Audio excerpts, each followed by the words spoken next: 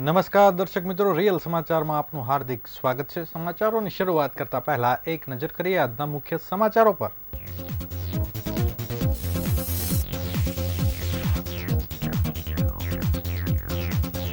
આર્થિક રાજધાની બની રહેલા સુરતની વેરાની આવકમાં માર્ચ સુધીમાં સૌથી વધુ વધારો નોંધાયો।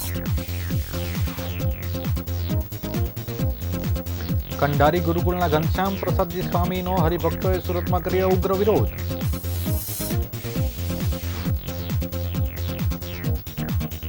બ્યાસી દિવસ બંધ રહ્યા બાદ સુરત રેલવે સ્ટેશનના પ્લેટફોર્મ નંબર 2 અને 3 ફરી શરૂ થયા।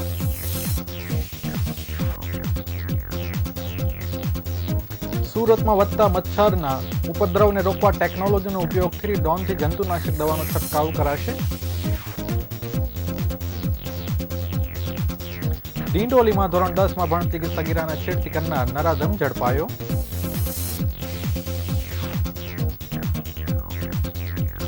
યુકે વર્ક પરમિટ વિઝાના નામે લોકો સાથે લાખોની ઠગાઈ કરનાર કઠિયાની ધરપકડ કરાઈ।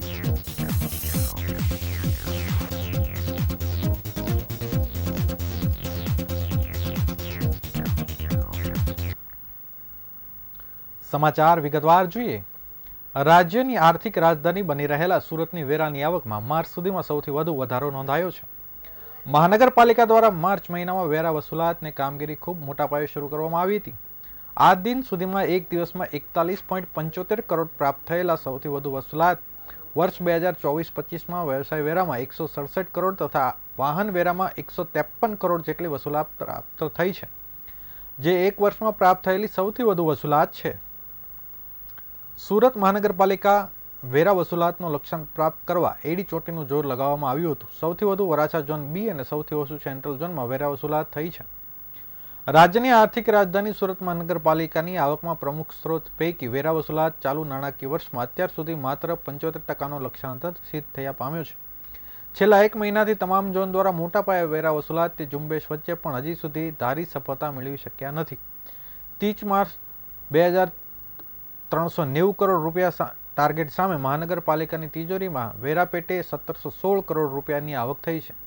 આગામી નાણાકીય વર્ષ માટે 10,000 કરોડ રૂપિયાનો ડ્રાફ્ટ બજેટ ચાલુ વર્ષે પેડ એફએસઆઈ પેટે 900 કરોડનો લક્ષ્યાંક સામે 1100 કરોડ રૂપિયાની માતબર આવક ઊભી થઈ છે। જ્યારે બીજી તરફ આવકના એક અન્ય મહત્વપૂર્ણ સ્ત્રોત ગણાતા વેરા વસૂલાત ચાલુ વર્ષે મહાનગરપાલિકાની ધારી સફળતા મળી નથી। મિલકતદારો પાસેથી વસૂલાતમાં આવતી વેરા વસૂલાતનો લક્ષ્યાંક હજી સુધી 75%એ પહોંચ્યો હતો। 9 ઝોન મળી કુલ 2390.59 કરોડ રૂપિયાનો લક્ષ્યાંક ચાલુ વર્ષે માત્ર 1716 કરોડ રૂપિયાની વસૂલાત થવા પામી છે।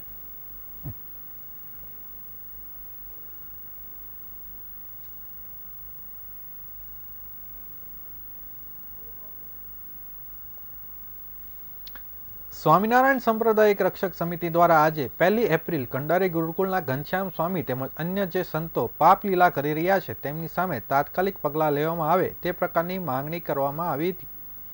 લાખોની સંખ્યામાં સ્વામિનારાયણ સંપ્રદાયના અનુયાયીઓ છે, ત્યારે ધર્મના નામે કેટલાક સંતો કલંકિત કૃત્ય કરી રહ્યા છે તે ક્યારેય ન સાંખી લેવાય તે અંગે જિલ્લા કલેક્ટરને આવેદનપત્ર આપી પાપ લીલા આચરનાર સંતોની સામે પગલાં લેવાની માંગણી કરવામાં આવી હતી। ઘનશ્યામ પ્રસાદી સ્વામી સામે સજાતીય સંબંધો અનેક આક્ષેપો થયા છે। કંડારી ગુરુકુળના આ સ્વામી અસંખ્ય વખત વિવાદમાં પણ આવી ચૂક્યા છે। સુરતમાં 2 એપ્રિલથી 8મી એપ્રિલ સુધી તેમની શ્રીમદ સત્સંગી જીવન કથા યોજાવાની છે। ઘનશ્યામ પ્રસાદ દાસજી સ્વામીની કથા બેનર ઉપર લંપટ બાવો એવો લખાણ પણ લખાયા છે। સાધુના અનેક વિડીયો પણ વાયરલ થાય છે। વિડીયોમાં જે રીતે તે પોતાની પાપલીલા આચરે છે તે ખૂબ જ દુઃખદ બાબત છે તેમ સમિતિએ જણાવ્યું હતું। નાના બાળકોનું શોષણ પણ સંતો દ્વારા કરવામાં આવ્યું છે, તેને લઈ સ્વામિનારાયણ સંપ્રદાયના અનુયાયીઓ દુઃખ વ્યક્ત કરી રહ્યા છે। એક અનુયાયીએ જણાવ્યું કે સાધુ સંતોએ સંસારી વ્યક્તિઓને દિશા નિર્દેશ કરતા હોય છે અને જીવનના મૂલ્યો શીખવતા હોય છે, પરંતુ ઘનશ્યામ સ્વામી જે પ્રકારે આચરણ કરી રહ્યા છે તે ધર્મથી વિપરીત છે। જે રીતે આસારામને જેલ ભેગો કર્યો હતો તે રીતે ઘનશ્યામ સ્વામીને પણ જેલ ભેગો કરો। હવે પછી એ પણ જ્યાં પણ કથા કરશે ત્યાં જઈને અમે એમને જાહેરમાં મારીશું। જ્યાં પણ કથા કરતા દેખાશે ત્યાં જઈને વિરોધ પણ કરીશું। અમે અત્યારથી જ ચેતવણી આપી દઈએ છીએ કે ના આપવાનું જ્ઞાન આપે છે અને ન બોલવાનું બોલે છે। સંપ્રદાયમાંથી બહાર કાઢો અને અમને ન્યાય આપો। અગાઉ કંડારી સ્વામિનારાયણ ગુરુકુળના ઘનશ્યામ પ્રકાશ સ્વામી સૃષ્ટિ વિરુદ્ધનું કૃત્ય કર્યાની સંપ્રદાયના સ્વામી દ્વારા જ પોલીસમાં અરજી કરાતા ખળભળાટ મચ્યો હતો। અરજીમાં વિવિધ સ્થળોએ મરજી વિરુદ્ધ 35 થી 40 વખત કૃત્ય આચર્યાનો આક્ષેપ કરાયો હતો.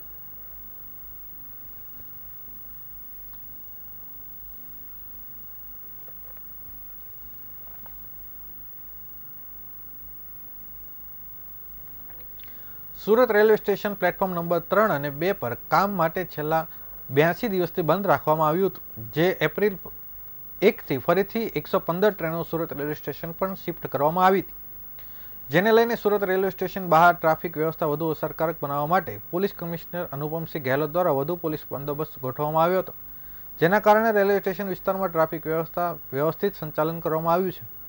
છેલ્લા 82 દિવસથી પ્લેટફોર્મ નંબર 2 અને 3 બંધ હતું, તેને પાછું રેલવે પ્રશાસન દ્વારા શરૂ કરવામાં આવ્યું હતું, જેને 1 એપ્રિલ રાત્રે 12 વાગ્યાથી જ રેલવે સ્ટેશનનું પ્લેટફોર્મ 2 અને 3 શરૂ કરવામાં આવતા, જેના કારણે સુરત વિસ્તારમાં ટ્રાફિક સમસ્યા વધુ ગંભીર બની જતી હોય છે.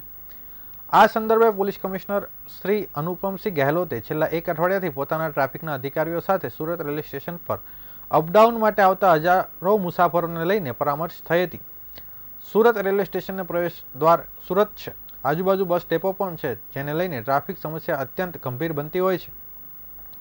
આ સમસ્યાને પહોંચી વળવા માટે ટ્રાફિકના એસીપી વિનોદ ગામિત અને તેમની ટીમે ટ્રાફિક સમસ્યા હળવી કરવા માટે પ્રયાસો હાથ ધરવાના નિર્દેશ આપવામાં આવ્યા હતા, જેના ભાગરૂપે એસીપી ગામિતે ટ્રાફિક વિશેષ પોલીસ બંદોબસ્ત ગોઠવવામાં આવ્યો હતો અને સુરત રેલવે સ્ટેશન પર છોડવા લેવા આવતા વાહનો અને ઓટો રિક્ષા માટે વ્યવસ્થિત રીતે પાર્કિંગમાં ઊભા રહીને પેસેન્જરને મૂકવા અને લેવાનું આયોજન કરવામાં આવ્યું છે.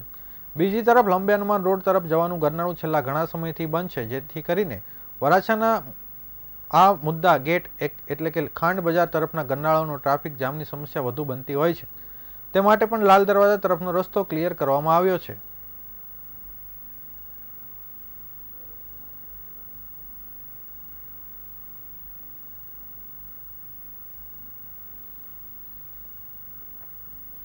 સુરત મહાનગરપાલિકા વિવિધ વિસ્તારમાં છેલ્લા 1 મહિનાથી મચ્છરના ઉપદ્રવથી વ્યાપક ફરિયાદો ઉઠી છે. શહેરીજનો મચ્છરના ત્રાસથી ત્રાહિમામ પોકારી ઉઠ્યા છે. જોકે શહેરમાં કેટલાક એવા બ્લાઇન્ડ સ્પોટ છે, જેમાં પાલિકાના કર્મચારીઓ મેન્યુઅલી દવા છંટકાવ કે સર્વે ન કરી શકે તેવી જગ્યાએ ટેકનોલોજીનો ઉપયોગ કરી સમસ્યાનો હલ કરવા માટે પ્રયાસો કરાઈ રહ્યા છે. આજે સુરત મહાનગરપાલિકાના રાંદેર ઝોનમાં ભેસાણ વિસ્તારમાં ડ્રોનનો ઉપયોગ કરી આવા સ્પોટ પર દવાનો છંટકાવ કરવાનો પ્રારંભ કરવામાં આવ્યો છે. આ ટેકનોલોજીનો આગામી દિવસોમાં મહત્તમ ઉપયોગ કરવામાં આવશે તેમ જણાવ્યું હતું. શહેરમાં મચ્છરનો ઉપદ્રવ વધતા પાલિકા મચ્છરનો ઉપદ્રવ દૂર કરવા માટે ડ્રાય કે જેવી ઝુંબેશ અન્ય નિયમિત કામગીરી થકી મચ્છરોના બ્રીડિંગ સ્પોટ શોધી તેનો નાશ કરવાની કામગીરી કરવામાં આવી રહી છે. જોકે આ કામગીરી છતાં હાલમાં શહેરમાં રાંદેર ઝોનમાં મચ્છરનો ભારે ઉપદ્રવ હોવાની ફરિયાદ વધી છે. આ વિસ્તારમાં અનેક એવા સ્પોટ છે જ્યાં પાલિકાના કર્મચારીઓ સર્વેની કામગીરી કે દવા છંટકાવ કરી શકતા નથી. આ સમસ્યાનો હલ લાવવા માટે પાલિકાએ આધુનિક ટેકનોલોજીનો સહારો લીધો છે અને ગુજરાતમાં પહેલીવાર ડ્રોનનો ઉપયોગ જંતુનાશક દવાનો છંટકાવ કરવા માટે શરૂ કરવામાં આવ્યો છે. સુરત મહાનગરપાલિકા દ્વારા પહેલી વખત મચ્છરજન્ય રોગચાળાને અંકુશમાં લેવા માટે ટેકનોલોજીનો ઉપયોગની પહેલ કરવામાં આવી છે. સામાન્ય દિવસોમાં લીકેજથી સ્થિર પાણીમાં મેલેરિયા, ફાઇલેરિયા અને ડેન્ગ્યુ જેવા મચ્છરનો પ્રકોપ વધતો હોય છે અને ચોમાસા બાદ આ સ્થિતિ વધુ વિકરાળ બનતી હોય છે. ખાસ કરીને તેના નિયંત્રણ માટે 7-10 દિવસની અંદર મચ્છરના લાલવા અવસ્થામાં નાબૂદ કરવાનો ખૂબ જ જરૂરી છે. જ્યાં કર્મચારી પહોંચી ન શકે તેવી જગ્યાએ પાલિકા દ્વારા પહેલી વખત EIML આધારિત ડ્રોન ટેકનોલોજીનો ઉપયોગ કરીને મચ્છર નિયંત્રણ માટેની કામગીરી હાથ ધરી છે, જેના ભાગરૂપે આજે રાંદેર ઝોનમાં ભેસાણ ખાતે આવેલ ખેતરમાં ડ્રોનની મદદથી જંતુનાશક દવાનો છંટકાવ શરૂ કર્યો છે.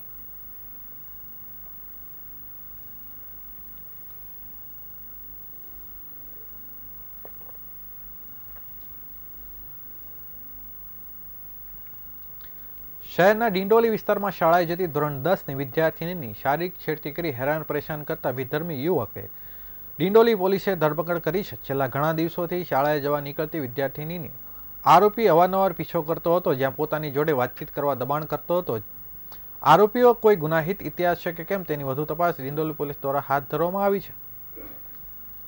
સુરતના ડિંડોલી પોલીસ મથક હદ વિસ્તારમાં આવેલી સોસાયટીમાં રહેતા પરિવારની સગીર વયની દીકરી ધોરણ 10માં અભ્યાસ કરે છે, જે વિદ્યાર્થીનીની વિધર્મી દ્વારા અવારનવાર પીછો કરી શારીરિક છેડતી કરવામાં આવતી હતી. વિદ્યાર્થીની જ્યારે શાળાએ આવતા ત્યારે સાબિર કુરેશી નામનો ઈસમ તેણીનો પીછો કરતો હતો અને સગીરાને વાત કરવાની મનાઈ કરી હોવા છતાં તેણીનો પીછો કરી વાતચીત કરવા માટે દબાણ કરતો હતો. સગીરા અને તેણીનો પરિવાર અગાઉ જે સોસાયટીમાં રહેતા હતા ત્યાંથી પણ મકાન ખાલી કરી દીધું હતું અને વિધર્મીએ તેણીને ત્યાં પણ હેરાન પરેશાન કરતો હતો. જોકે હવે બીજા સ્થળે રહેવા આવ્યા બાદ પણ સગીરાનો પીછો આરોપીએ છોડ્યો ન હતો. જ્યાં શાળાએ જતી સગીરાના આરોપી દ્વારા છેડતી કરી વાતચીત કરવા દબાણ કરતો હતો. માનસિક ત્રાસથી કંટાળેલી સગીરાએ સમગ્ર હકીકત માતાને જણાવી હતી, જ્યાં માતાની ફરિયાદના પગલે ડિંડોલી પોલીસે ગુનો નોંધી આરોપી સાબિર કુરેશીની ધરપકડ કરી છે.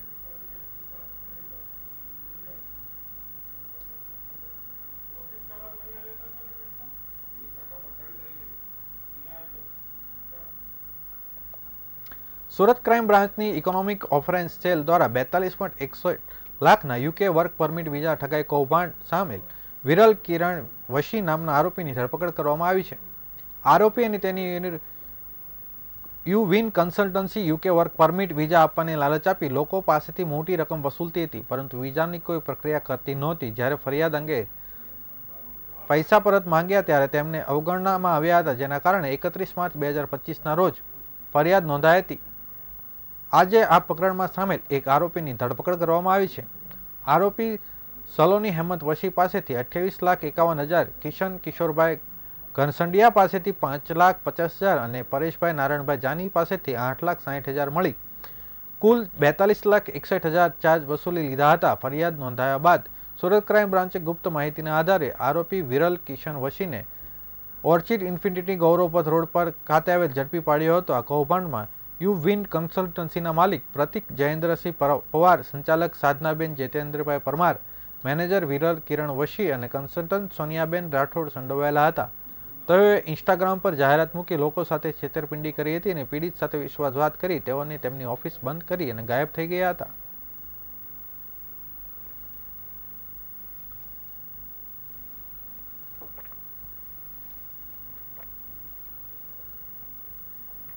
વર્ષ 1996માં સચિન પોલીસ સ્ટેશન હદ વિસ્તારમાં દેશી તમંચા સાથે ધાડ અને લૂંટની ઘટનાને અંજામ આપી ફરાર થઈ ગયેલા આરોપીને 29 વર્ષ બાદ સુરત એલસીબી ઝોને ઓરિસ્સા ખાતેથી ધરપકડ કરી છે. છેલ્લા 29 વર્ષથી પોલીસ પકડથી દૂર રહેલા આરોપીને પકડવા સુરત પોલીસ સતત 5 દિવસ સુધી ઓરિસ્સા ખાતે રોકાઈ હતી.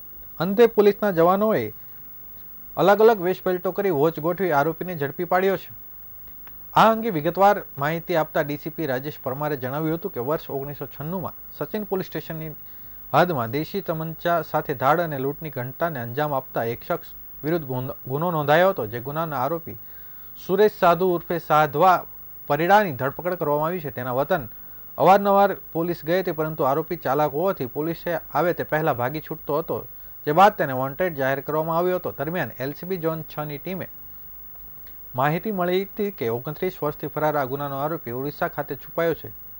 જે માહિતીના આધારે એલસીબીની ટીમ ઓરિસ્સા પહોંચી હતી અને આરોપી ખૂબ જ ચાલાક હોવાથી તેને પકડવા પોલીસે સતત 5 દિવસ સુધી ઓરિસ્સા રોકાવું પડ્યું હતું અને રેકી કરવી પડી હતી.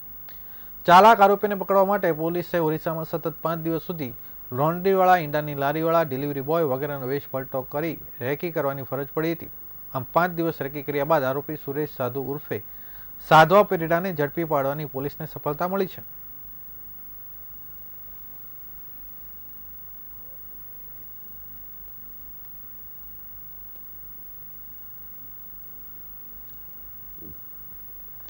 સુરત શહેર ક્રાઇમ બ્રાન્ચે મધ્યપ્રદેશથી ગેરકાયદેસર રીતે હથિયાર લાવી સુરતમાં ડિલિવરી માટે આવનાર એક શખ્સને પકડી પાડ્યો છે.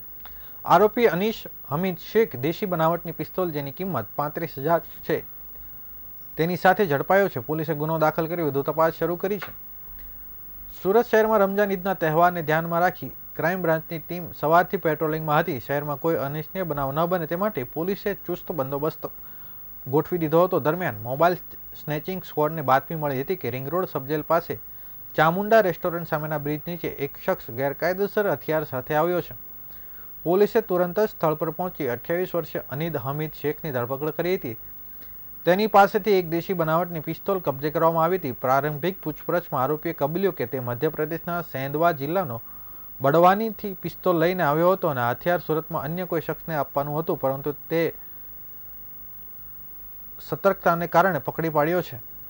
પોલીસે અનીશ હિંમત શેખ વિરુદ્ધ ગુનો નોંધી વધુ તપાસ હાથ ધરી છે.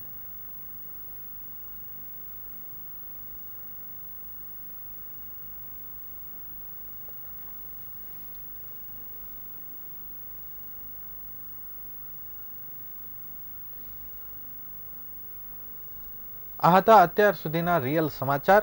સમાચારો પૂર્ણ કરતા પહેલા એક નજર કરીએ આજના મુખ્ય સમાચારો પર.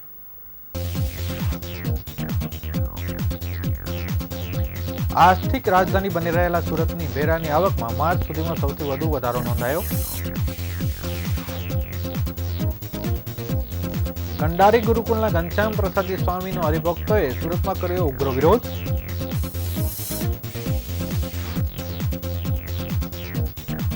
બ્યાસી દિવસ બંધ રહ્યા બાદ સુરત રેલવે સ્ટેશનના પ્લેટફોર્મ નંબર 2 અને 3 ફરી શરૂ કરાયા.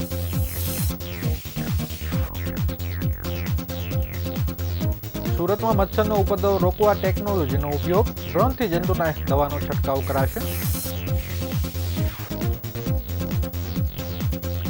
ડિંડોલીમાં ધોરણ 10માં ભણતી સગીરાની છેડતી કરનાર નરાધમ ઝડપાયો.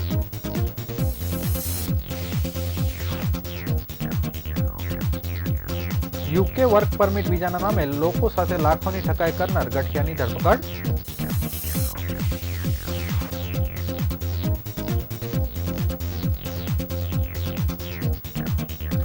આ હતા અત્યાર સુધીના રિયલ સમાચાર. નવા સમાચારો સાથે ફરીથી મળીશું. ત્યાં સુધી રજા આપશો. નમસ્કાર.